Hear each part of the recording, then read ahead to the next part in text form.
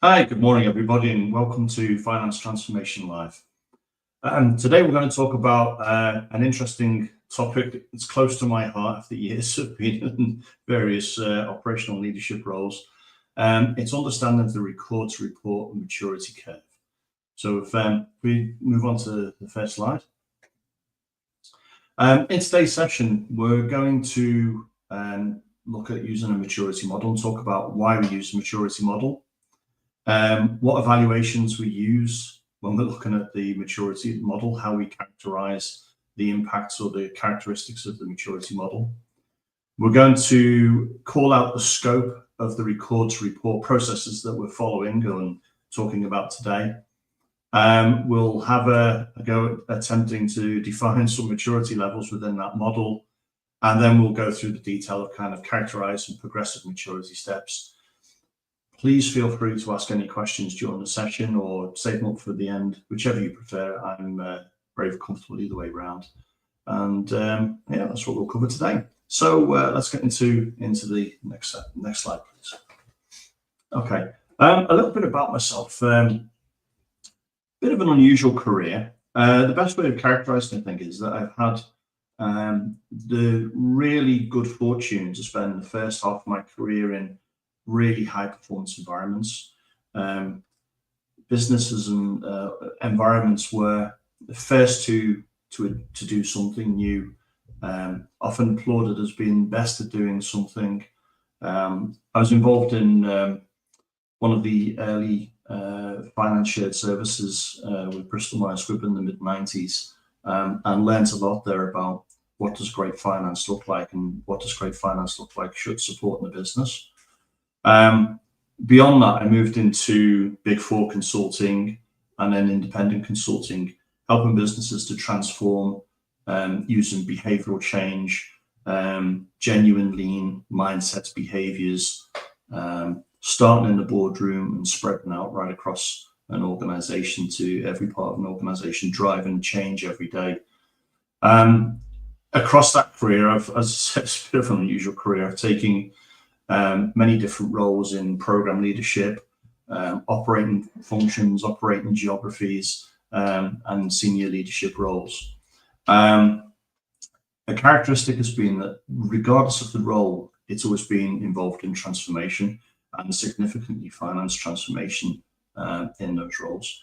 My experience is largely in the Europe geography, although I've had various global responsibilities and worked on global programs. But mostly in Europe, and had the really good fortune to meet a hell of a lot of people from a whole wide remit of business sectors, not-for-profits as well, ranging from kind of the nuclear industry through technology, airlines, hotels, shipping, whole wonderful world of different businesses, all with their own characteristics. But strangely enough, all with recurring kinds of concerns and issues and opportunities for improvement. So let's talk about those a little bit. If we move on, please. That's great, thanks. Why are we using a maturity model? Let's lay out right away that we're not using a maturity model to kind of assess or rank or kind of have any evaluation of a business. The real reasons that we use a maturity model are to inspire next steps, to encourage a thought process, to sort of like basically find out what others do and see if it can be of value to your own organization.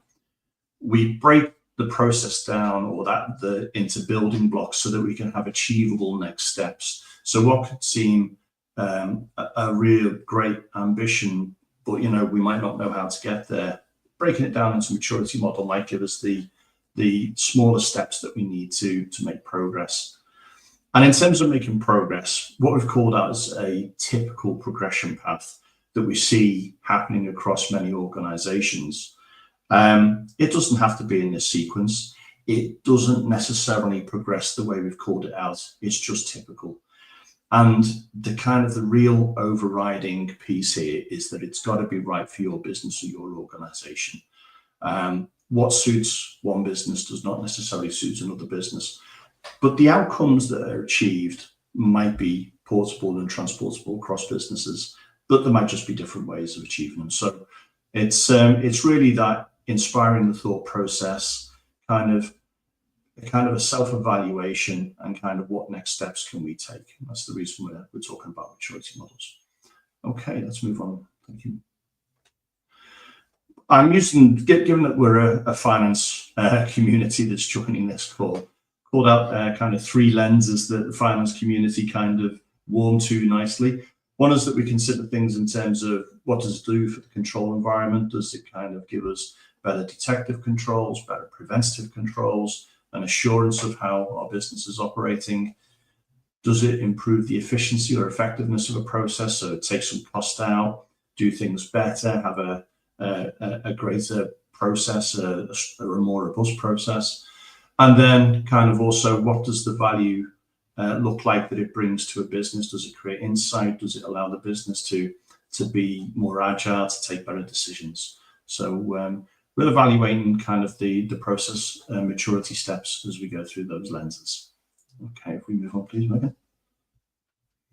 Now, I'm putting this slide in here because the next slide's not going to be very palatable. I'm going to be quite controversial. My background is for a long time in lean organizations, genuine lean organizations where there's mindsets, behaviors, routines, habits, the way of operating follow lean principles. And there are also what people often think of as in terms of lean as the tools and enablers are used habitually every day. The underlying principle of that is really understanding value. And there's a really tough definition of value, which is really hard for a lot of organizations to accept. But if you do accept it and you kind of adhere to it, it's a really valuable way, a really fantastic way of evaluating everything that goes on in an organization. So it starts with kind of thinking about what's value add. And it's really hard in terms of value adding activities are those activities that a customer would gladly pay you for. Not an internal customer, a real money on the hip, going to give you money to do something customer. And the kind of the clue is if you do more of it, more customers would give you more money. If you did it better, they might give you a higher amount of money for the activity. And in terms of not-for-profits, this equates into creating the outcomes that your organization seeks to create. Can you create more of them by doing more of this activity? Can you create better outcomes that have a greater impact on whatever the NFP is trying to impact? So there's a real tight definition of value there. So everything else that we do, all the other activities in an organization break down into either things that we have to do to be able to operate, paying payroll, paying taxes, paying our bills, things like that are licensed to operate. And that we are expected to do them exactly the number of times that they're required to be done, no more. And we do them in exactly the way they need to be done, no more. We call that necessary non-value add. And hopefully we keep that low in our organization. And then everything else, the rework, the failure, the waiting for things to happen, answering queries, answering complaints, over producing stuff, over processing, doing spares, just in case kind of work, that's all waste. And we should be looking to eliminate that and engineer that out. And this is kind of what gives me the perspective for, if we go into the next slide, please, Megan, a point of view. And this is where it might be a little bit controversial, but I ask you to bear with me on this one. Over the years, I've seen that, and this particularly grows as the size of the organization grows, the finance is kind of, let's say, got a few challenges that it could overcome to improve how it works within an operating organization. The first kind of observation is that finance massively lags behind the operating business. So in finance, we're geared around month ends, quarter ends, year ends. We align a lot of our activity around month ends, quarter ends, year ends. The business is moving every day. The organization is moving every day, and things are changing every day. But finance is kind of not keeping pace with that. That's been set historically. It kind of comes from regulatory needs, statutory needs, and kind of the earliest designs of how systems were put together. They were kind of batch processing systems, but we've kind of stayed in that habit. Consequently, finance is often disconnected from the operational business. And when I say that, is that for every budget or forecast plan that we have in finance, somebody in operational management has to have their real world plan, which is moving at the pace of the business. Worst case scenario, it might be in their head. Best case scenario, it might be in some sort of system or spreadsheet or document of some sort, but it's not connected to the finance solution. The consequence of this is that making decisions in businesses can be waiting on information and data to be created and analyzed and prepared and corrected and validated before a decision can be made. And as we all know, business decision making is a key factor. The pace of making a decision could be the difference between missing an opportunity and taking an opportunity, could be beaten to a result by somebody else. We all know the pace of making a good, well-informed decision is really important, vital to our organizations. And then there's a really harsh truth that comes at the back end of this, is that in a lot of situations, finance is really not adding a huge amount of value to their organization, genuine value add. I worked with a client a few years ago, global leading player in their industry, and they realized that kind of their finance organization is less than 1% of the activity was value adding. The rest of it was non-value add and necessary non-value add, and by far the majority non-value add. And it was quite a shock for them, but it was a light bulb moment where they changed what they did. And it was a real important moment for them to figure that one out. It's a hard swallow, but it's when we have that kind of self-awareness, it's a really powerful thing to start building on. We can move on, please, Megan. Next slide. So in the case of today's session, if we're talking about really mature organizations, it's a little bit strange to talk about recording and reporting distinctly away from strategic planning, deployment, and forecasting and performance management. But it's only at the higher ends of the maturity that we really get a massive integration there. So for the purpose of today's session, I'm calling out that we're talking about the recording and reporting processes, so kind of the master data implications we need, how we record transactions, how we verify that we've got the right information in our finance systems, and then what we're doing with that reporting and how we're using it. But it is absolutely related to this. How do we go about our strategic planning and deployment? How do we have the right budgets and forecasts in our organization? And how do we manage performance of the organization? So we can move on, please, Megan.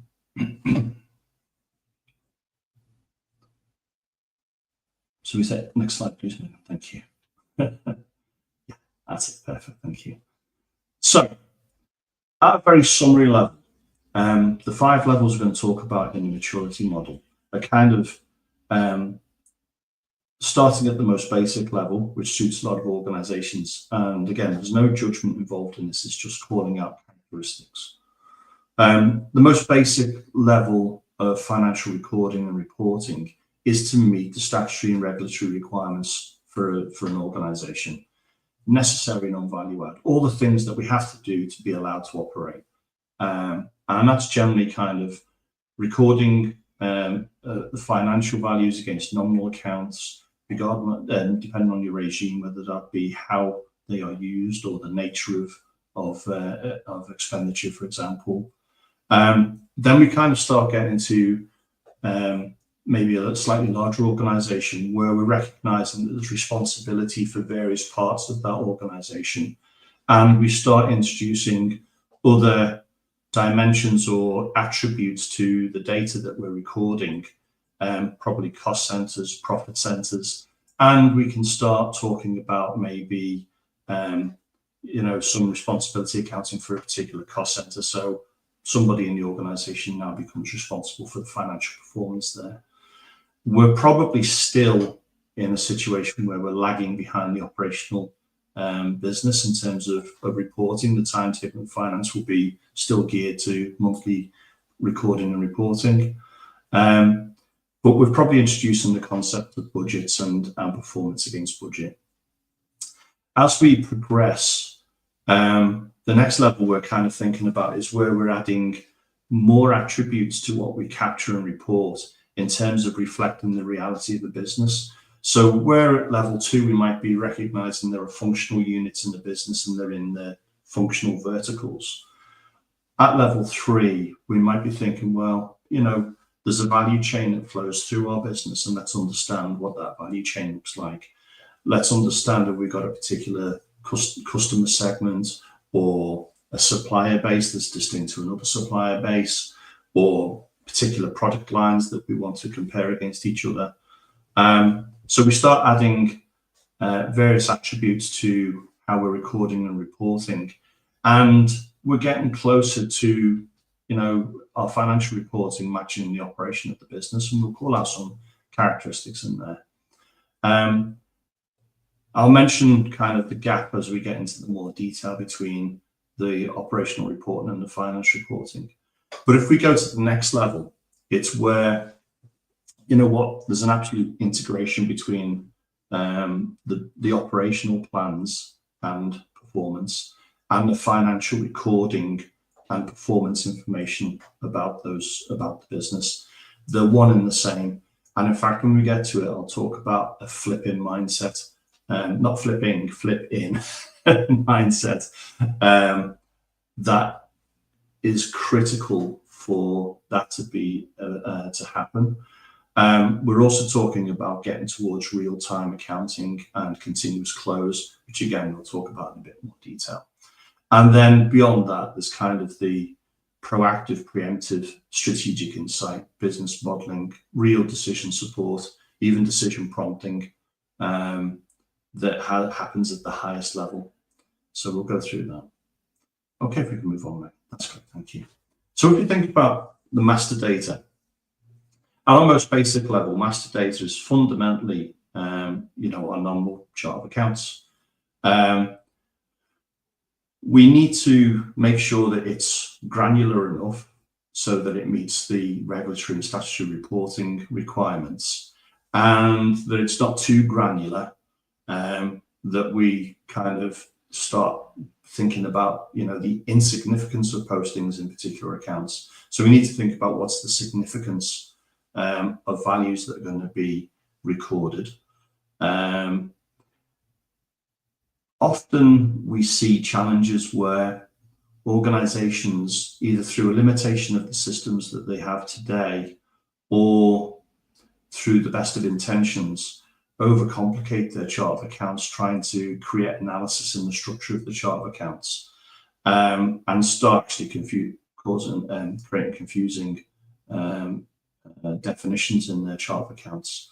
For this basic level, let's keep it to the nature of expenditure, the nature of a sale. Let's keep it simple, optimize it to what is required for statutory reporting, and optimize it to the reality of the business that we're dealing with. This really suits small businesses. As we get into slightly larger businesses, we're moving into the next stage of responsibility aligned, where we need to start thinking about other objects or dimensions that we record against. And so in our master data, we need to start thinking about reflecting the organizational structure, typically cost centers. So we're talking about, budget holders or functional units of our organization, the profit centers that we're going to have in. So kind of where are we looking at the particular product lines that we're selling or services that we're selling, excuse me, and codifying those into the system. We might be talking about multiple locations. So these become attributes of the posting when we get into the posting, but we need to kind of reflect our organization in these structures, think about how do we want to analyze our organization and how do we want to manage it. So will I be responsible for a set of products, a set of functions, or locate geographical locations and kind of codify that into our master data structure. I say master data, so I'm using that quite liberally. It could be kind of grey data or static data, but let's bundle it under the term master data. So it's the settings that allow us to code correctly. This is great for businesses because we can start looking at cost and budget management, and it gives us the very first kind of ability to analyze how our business is performing, and kind of enables people in the business who are responsible for the delivery business to start taking responsibility for the financial performance of what their part of the business does, as well as the operational performance. As we start thinking about how do we build this model a little bit more, we get more business aligned. So the more attributes that we can assign to data, the more we can analyze how our business operates, and we start supporting operational management in their decision making and in their evaluation of how well things are going.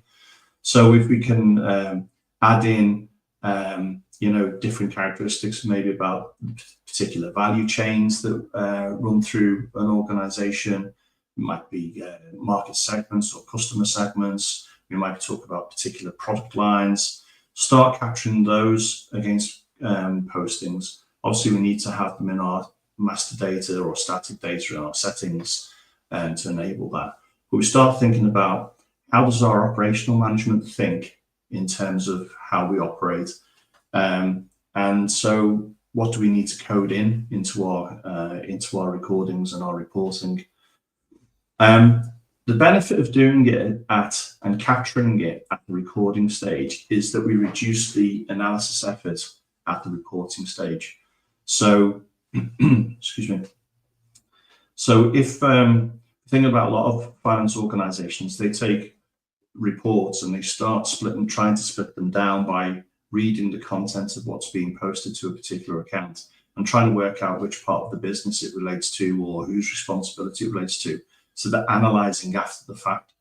If we're tagging our transactions in the right way as they get recorded, then that analysis is automated. So if we get that definition of our organization correct, it really improves the analysis piece and takes away a finance effort and services the business well.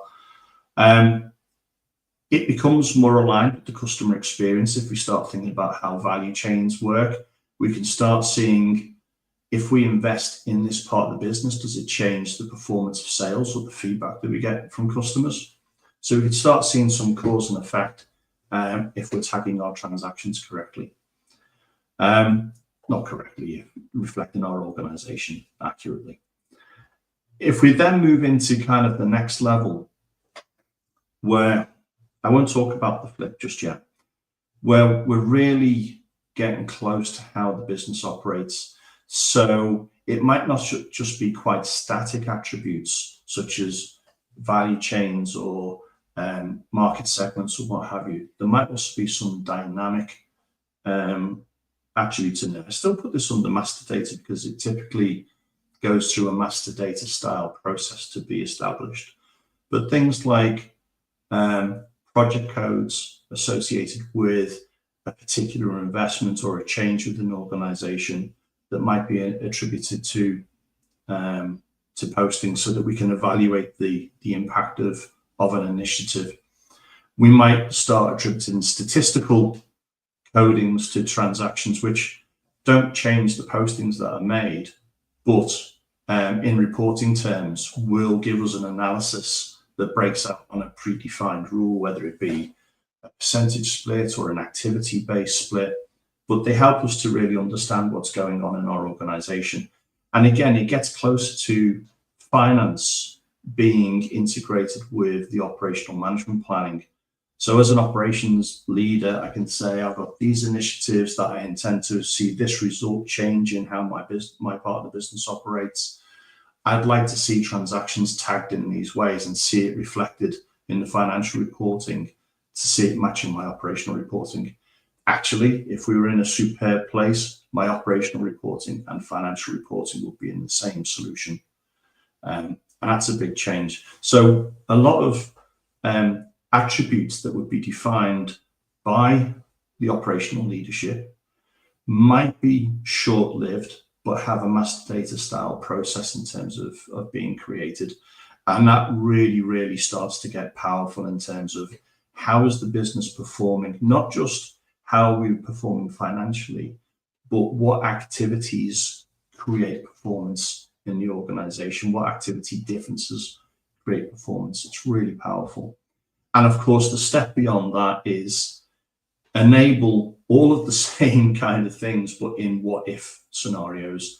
So to be able to replicate our business, model differences in it, and see how the same business or amended business flow through that model would result. Would it take us closer to our strategic aims? What things do we do differently to get closer? We could start experimenting. So there's a whole piece that's at this right end of maturity about what if modeling, and playing around with parameters and how we operate. But we have to be able to reflect our business in our finance systems before that even becomes an option. So if we can move on, please, Megan. So in terms of this progression of how we record, again, at the most basic end of the maturity model, we're probably recording transactions as manual journals. We're almost certainly lagging behind reality. So the recording of a transaction might be hours, days, weeks, some instances I've seen months behind when the reality really happened. And we might see things that are timetabled to be posted, so a quarterly adjustment of this, that, or the other. It's kind of really off the pace in terms of the business. The quality of the supporting information that allows you to make a good judgment as to whether this is reliable information might be quite weak. The quality of the integration of subledgers will be a factor here. So kind of the subledgers represent the transactions, or the most common transactions of the business. If there's a really good integration and those subledger processes work well, then we're in a good shape in terms of recording the transactions and being a timely reporting. Excuse me. But if they're not performing well, again, we're lagging behind. And obviously, we all have accruals in our business and reserves that we've put in, anticipating real postings. The quality of those can be subject to a significant amount of human error. And again, if the backing's not there, can also be subject to, let's say, a little bit of manipulation, a little bit of Christmas party funding and what have you. So we can build on that and be very aware of the limitations there. If we start kind of thinking about responsibility aligned recording, so now we're recording every transaction with an attribute of the business, so that we're thinking about who's responsible for this, what budget does it lie against. We can start looking at, okay, why are we actually doing this? It gets easier to ask that question and answer the question, why are we doing this? So we can start driving the quality of the support and information. So, you've asked for an accrual. for a service that you believe is being delivered, but we've not been invoiced for it yet. We've got a purchase order in there. Are you simply accruing the difference between what we've been invoiced so far and the value of the purchase order, or are you kind of really evaluating the service that you've received? So we can start driving the quality of the supporting information for a journal that goes into our systems. Again, as we drive the performance of subledger processes, we can start looking at how those subledger processes start to remove volumes of manual processing. So, you know, if our accounts payable is lagging 10 days behind reality, then we've maybe got 10 days of accruals to think about. If it's lagging 10 minutes behind reality, it's a different ballgame, isn't it, in terms of what we need to be thinking about recording it probably in time frames. So this allows us to start thinking about, you know, eliminating human error, starting to eliminate lag, the accuracy of what's going into the system, and we can start thinking about using recurring and reversing accruals and journals to try and reflect routines that happen within our organization. We're getting more aligned to the business. We're starting to drive quality. We're starting to have preventative controls around the accuracy. So we're starting to get to a good place if we're driving that support for manual transactions. I went through quite a transformation within an organization, and it was one of the most impactful things that we insisted that there was no manual journals without a fully documented support for the manual journal, evidencing that it was valid. And if there was an attempt to get a journal through without that support, it was just rejected, and it would be, it would be highlighted that there was an attempt to create a journal without the right support. As we go into a more mature step, okay, we're starting to really eliminate the manual journals. We're looking for opportunities to reduce that volume. So, for example, I mentioned if your accounts payable is really up to time, so you've driven e-commerce, you've driven automation, you've made sure that invoices are getting to the accounts payable process at the right time. You've got smarts around the accrual calculation, so it's driven by what's actually delivered from a really accurate purchase order delivery schedule, delivery volumes. You've got accuracy in all of these subledgers. Your requirement for manual transactions starts to really go down. If we think about all accruals and adjustments as being an indicator that there's an opportunity for improving a sub-process, that's a great place to think about, okay, in a month end, how would I eliminate the journal for intercompany out of balances? You know, I'll come to that in a moment. How do I make sure that I've gotten accurate accruals for purchases that have not been invoiced yet? How do I, drive that receipting process so that we're, adjusting accruals for what's been receipted rather than what we think might be delivered within the month based on estimates? So take away that human guesswork, the errors, and start driving the processes so that we eliminate the manual journals.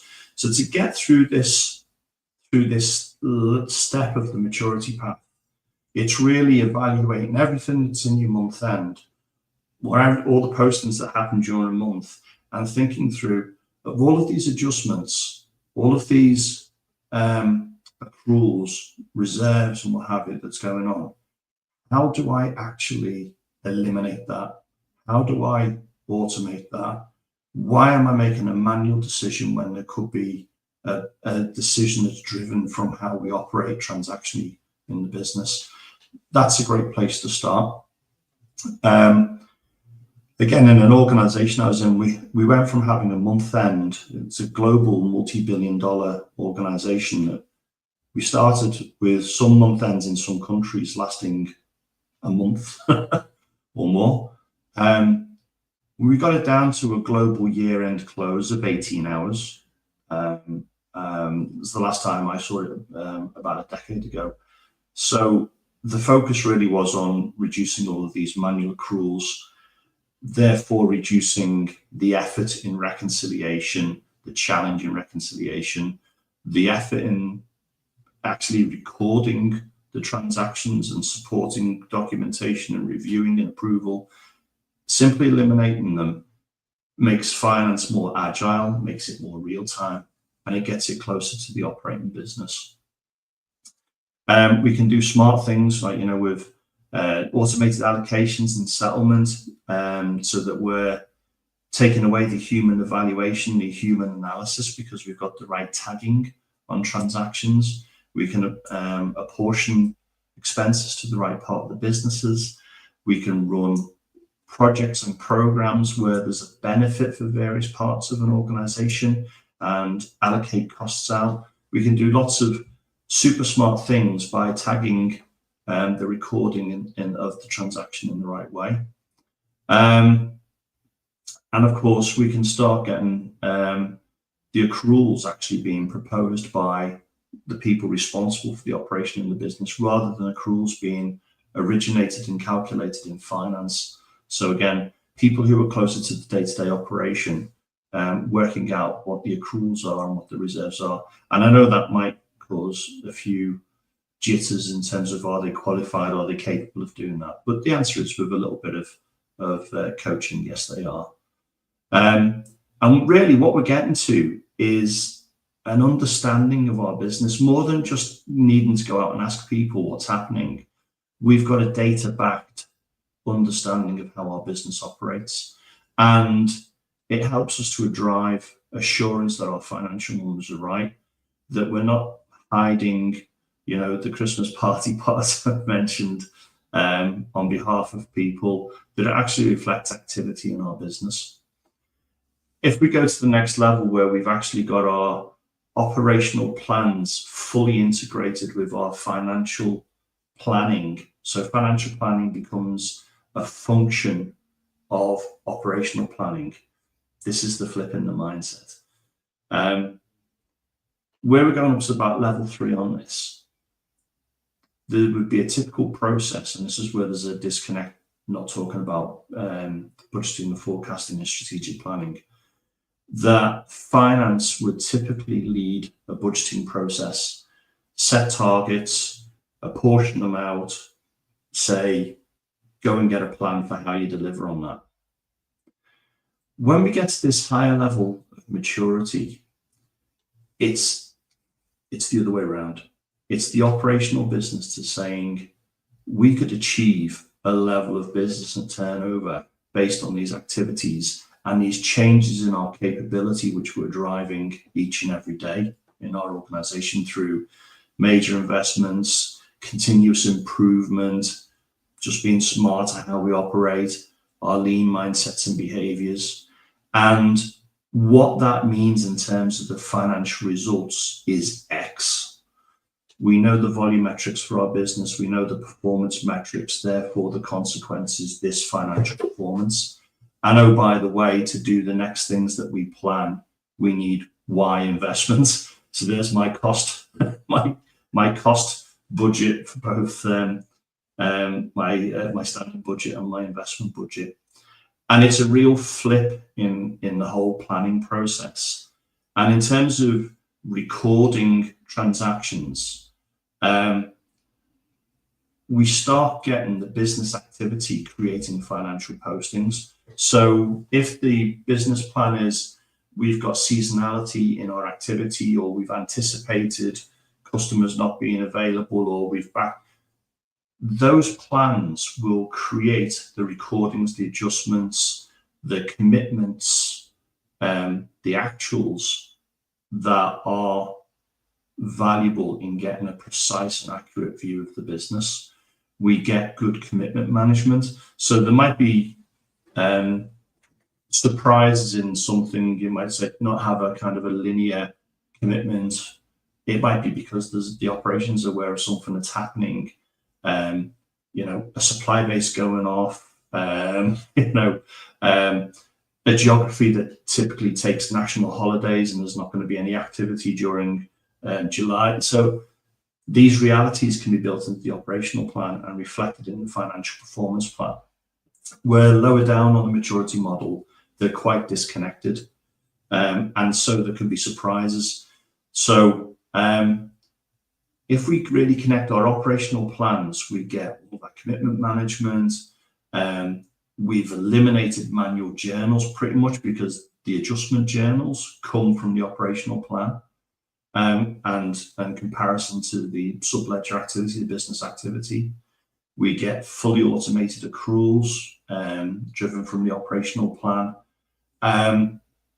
And we can be posting, what typically happens is that we're posting not only in one set of books or one perspective of the books. And I say this carefully because there's different ways of achieving this same result. But we're posting it with different views of our business simultaneously, so that at any point in time we can say, what does our business look like from the perspective of marketing? What does our business look like from the perspective of supply chain management? And it gives different views. In the past, where there was the habit of separating transactional and reporting systems because of the differences in loading, we might call that a data cube in a business warehouse. In other solutions where that performance is not an issue in their cloud-based solutions, it would be virtual views or attributes or various dimensions that allow us to see the business in different ways. But it's the same kind of concept. We're trying to see this same data set from different directions.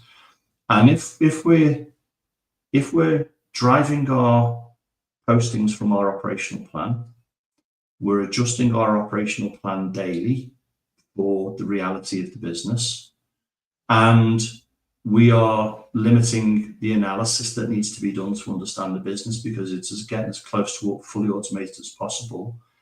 And we're getting all the perspectives that we need being recorded for our business. We're getting pretty much close to continuous close.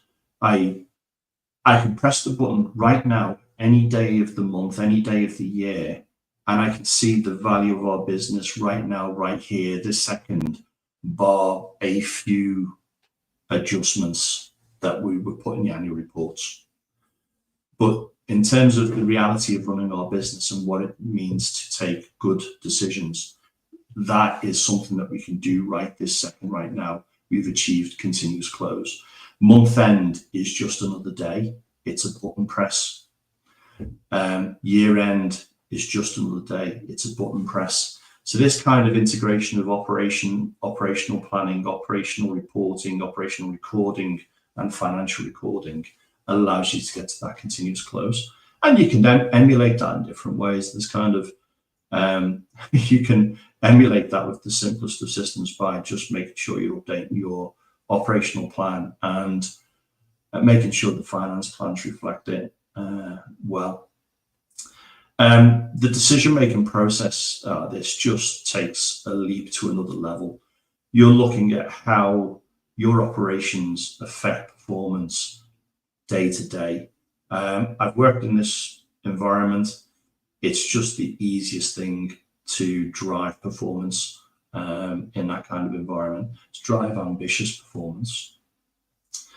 The next level up is, again, going into kind of that whole business modeling, being able to simulate transactions in a what-if model and play around with maybe some of the decisions that you've taken and what if you'd taken a different decision, play around with various scenarios. So, in the recordings, the next level up is to be able to emulate our business with different scenarios played against it. And again, that allows a fabulous decision-making capability that outpaces the opposition. And again, you don't need to be a multi-billion-dollar company to be able to do this. There are various ways of achieving similar outcome, but with different solutions. If we go on to reporting now, please, Megan. Oh, sorry, the reconciliation. Reconciling piece. Don't we always forget the reconciliation? I was never allowed to in the past.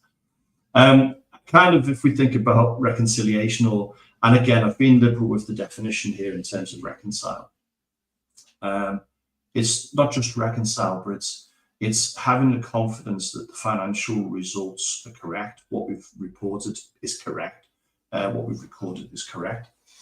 At the most basic level, we're probably doing limited reconciliation. We're probably doing what is required to meet audit purposes. We're probably looking at trial balance in terms of does it balance, and the balance sheet in a similar way. Not necessarily reviewing it in does that look right? Is it appropriate? If we are taking that view on, is it right? Is it appropriate? It needs investigation. It needs guesswork. It needs some digging into, deeper information, searching people's minds and memories. It suits small businesses. It suits a tight, small team. But there are limitations to that approach to reconciliation. If we're starting to think at the next level in terms of reconciliation, and we're starting to get into, we're going to properly reconcile our accounts, make sure they're right. One of the watch outs I would have for folks is that a lot of reconciliations are not reconciliations. I've seen where kind of the supplier balance reconciled to the list of supplier balances, and it's come from exactly the same source. So I see a lot of situations where reconciliations are not proper reconciliations. And by the way, we do have a webinar available on reconciling accounts by one of our qualified accountants. It's really good, but watch out that we are actually reconciling what our postings and our results from to reconciling resources. The next kind of in that next level of reconciliation is also making sure that we're taking actions for the reconciling items. So having identified there might be reconciling items, let's put an action process around it and make sure that those reconciling items are addressed, give them deadlines, have a workflow around it, make sure that the reconciliations are approved as well, that they have a second set of eyes, that it looks right. If we achieve these things, we're kind of making sure that we've got detective controls going into our business. Again, it's a little bit after the fact because, a lot of things might have already happened and we might be trailing, but regardless, it's a better control place. It's a nice detective control to have in place. And by having the detective control, you actually influence activity upstream as well. So people avoid getting a nasty control catch on them. As we go into the business aligned piece, so kind of we're starting to have more tagging around how the business operates. It's closer to how the business operates. We can start building some smarts into reconciliations. We can have automated reconciliation, semi-automated reconciliation. For example, I ran an international payments function with a complex set of bank accounts. So we fully automated the bank account reconciliation by 9:15 every morning, down to the zero. And folks might remember from last month, I talked about zero balance accounts. We did spot when our treasury function was experimenting with the euro currency and left a single cent in an account. So if you can detect a single cent in an account that handles millions of dollars or millions of euros, then your reconciliations are in a good place. So start building them, semi-automate them. Semi-automatic example is folks who are in manufacturing might think of high volume throughputs on goods received not invoiced. Can be quite a challenge to keep that account clear and well matched. Semi-automated reconciliations can propose what the matching transactions might be. Same with kind of cash book. You might have receiving funds and you want to match them against transactions. So they can be semi-automated, you can be fully automating them if you've got the right references.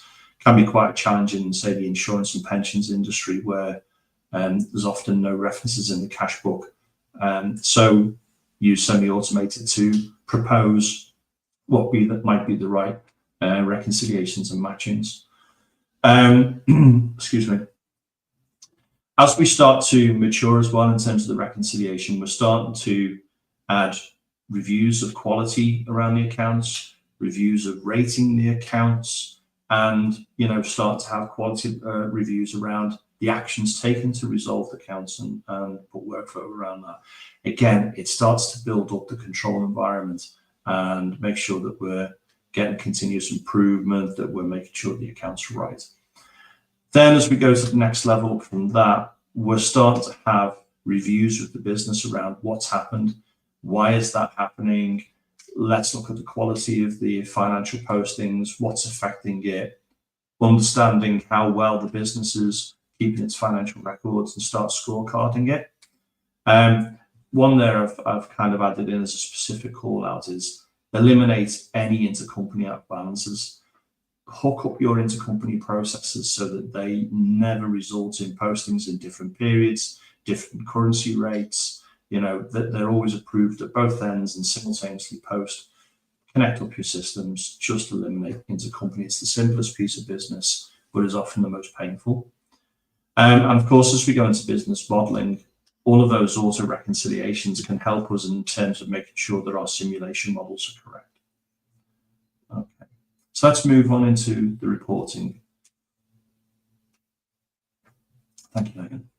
So again, at the most basic level, our reporting is hitting statutory and regulatory needs. It's probably basic management reporting, and the reporting itself is limited in analysis and therefore requires human analysis after the fact. As we go into kind of responsibility accounting, it's starting to align to vertical units within the organization. We might start getting sub-ledger management reporting so that we can understand how well our sub-ledgers are performing, what's sitting in there that hasn't been recorded yet, what are we exposed to, what do we need to account for, accrue for. But the analysis is still probably being done in finance as a month-end process.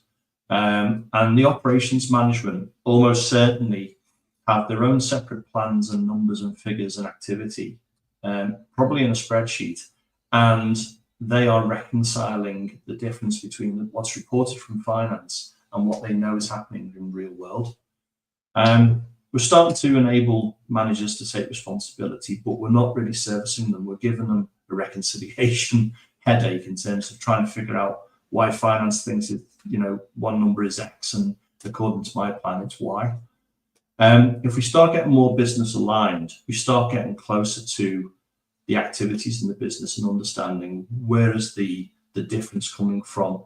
It's still lagging, but as we move towards more real-time accounting, we can start spotting exceptions, we can start getting action reporting coming out of maybe our auto reconciliations or our matching and what have you, the auto analysis.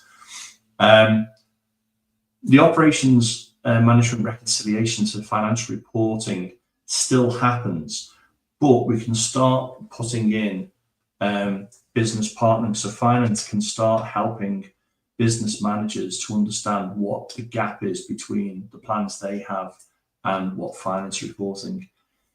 Then as we go to the next level, the integrated operations plans and integrated finance plans, there is no gap between operating plans and finance plans. They're connected together.